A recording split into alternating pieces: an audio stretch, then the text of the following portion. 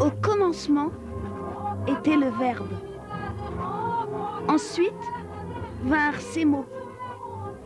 Non, non, non, non, non, non, j'ai pas dit ces mots. J'ai dit ces mots. Des mots aux noms tous plus imprononçables les uns que les autres.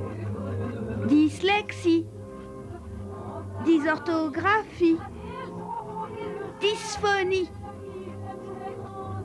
Et pour soigner ces mots, Dieu créa l'orthophoniste. Mais non, c'est pas ça du tout.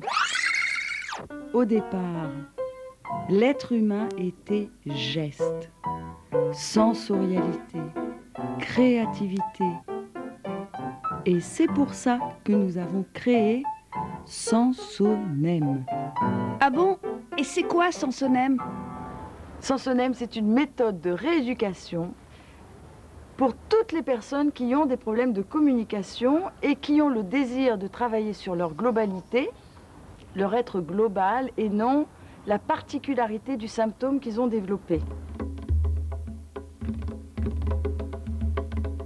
Au commencement de cette aventure, il y a une grande complicité entre Béatrice Sauvageau et moi. C'est à partir de Mémoire d'orthophonie qu'elle a réalisé dans le service qu'on a eu l'idée d'utiliser la musique et le corps pour essayer de rééduquer les sujets qui ont des troubles du langage oral et écrit.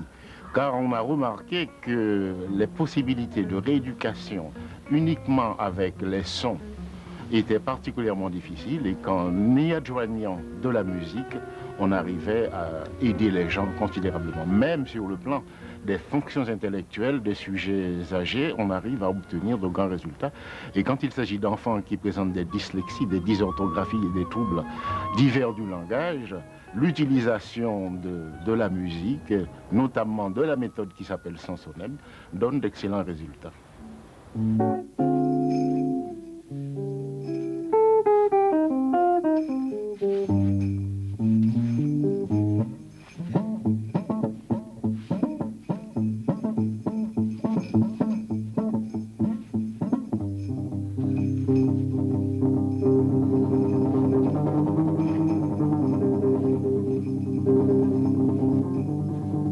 Ça m'aidait au niveau de la musique et je me suis mis après bien dans l'orthographe et avec la musique ça m'a fait des images donc j'ai pu bien écrire et après à peu près bien lire.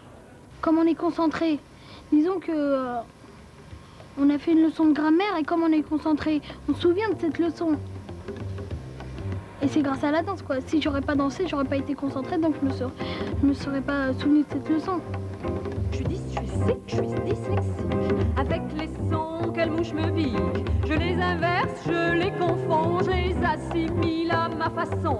Feu, je jette de peu, que feu, je jette de peu, que feu, je jette de peu, que feu, je jette de peu, que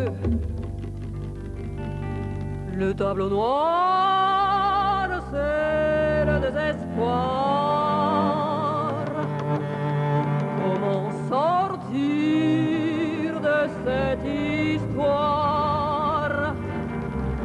Le prof s'affole, la classe rigole.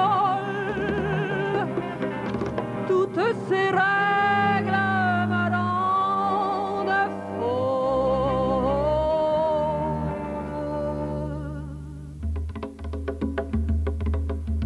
Je voulais répondre un petit peu à une demande qui n'était pas celle que me posaient les parents et les enfants. C'est-à-dire, ils venaient parce qu'ils avaient des problèmes à l'école. Et en fait, le problème majeur n'était pas le symptôme qu'ils avaient développé, mais était un problème beaucoup plus grave, carrément un handicap, c'est-à-dire un manque de créativité.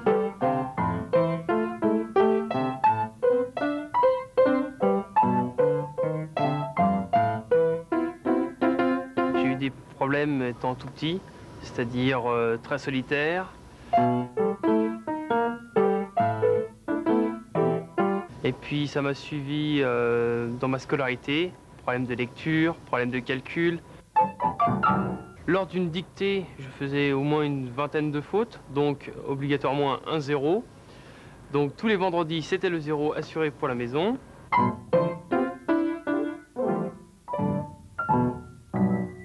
Grâce à la méthode qui avait été inventée par Béatrice, avec la musique, le tableau lumineux, j'ai réussi à lire correctement, arrivé en fin de première, et j'ai quand même obtenu un 14 coefficient 2 au bac.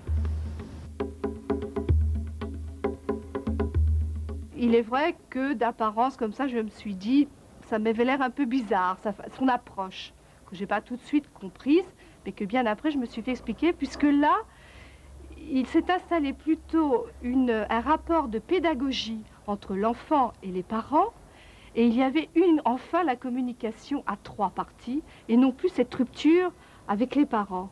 C'est dommage que la méthode en question n'existait pas, parce que c'est beaucoup plus ludique maintenant et beaucoup plus attractif. Et au moins quand je vais chercher mon fils aux séances d'orthophonie, enfin c'est pas, ou quand je l'emmène du moins, c'est pas la galère, quoi. Béatrice Sauvageau cherche la porte d'entrée de chaque enfant, soit à travers l'écriture, soit à travers la musique, ou soit à travers la communication.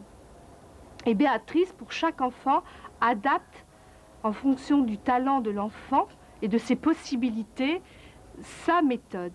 C'est-à-dire que sa méthode, elle la trouve sur le territoire de l'enfant. Par exemple, Léo, il m'a appris à utiliser un tableau magique que j'avais, car grâce à lui, j'ai réussi à trouver toute une méthode, toute une palette d'outils pour aider les enfants qui avaient des petits problèmes de chelintement, de zozotement, etc. Et ça, c'est grâce à Léo. C'est lui qui a parlé au tableau et qui s'est mis à lui raconter des histoires qui m'ont montré que ce tableau avait un effet magique.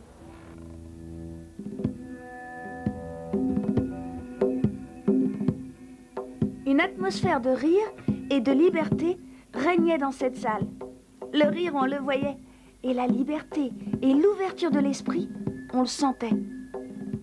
Et par-dessus tout, il y avait une ambiance de fête, et comme une danseuse qui se tortillait, comme une limace en jouant aux billes. À l'intro, il y avait un oiseau. Il semblait planer avec l'harmonieux piano du morceau. On aurait dit qu'ils se promenaient tous deux sur un fil en apesanteur. Texte écrit par Julien à 13 ans.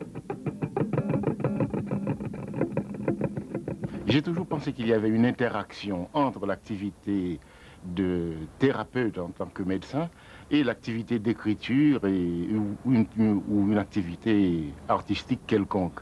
Et c'est à partir de là que je me suis engagé à fond dans la méthode Sansonème, pensant que la conjonction de l'art et de la science pouvait aider les hommes à mieux vivre.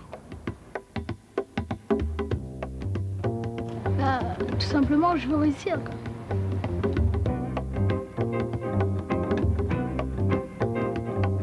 Je suis sec, je suis dyslexique. Avec les sons, quelle mouche me pique. Je les inverse, je les confonds, je les assimile à ma façon.